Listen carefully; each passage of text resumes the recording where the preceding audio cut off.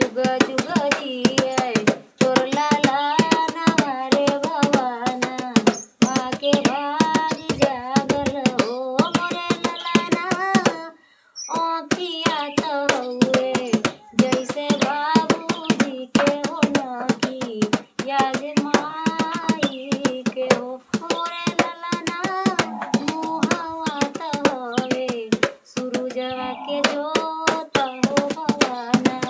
माँ के भाग जागल हो। ए लियावा ढुलन ए मलकिन ए लियावा ढुलन वो देखबू तोर दुआरवा के आयल अब के आई सका करे आ जानी सबे हां अका हो लइका तनी उत्सुक भयल बड़ा दिन पर तो के ये चल तो हम का हकवा की पावरिया ने लेके जाना के तू हम बना जरूर अरे हमरा का आशीर्वाद न उत्सु ना जाला ना तमके ना आशीर्वाद भाई चाहिए। ना जाला हो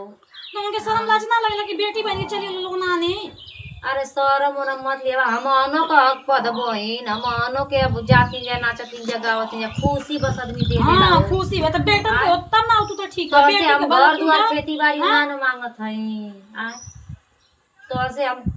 मांगत हई अरे तनी दे दे तू भिखिया टाइप दे दा ना ढोल तो से मांगत हई पावरिया में तो कि न दिया भौजी के हो कि न दिया कोनी के लिए ला ना बाबू खुशी से हम दे दी कथा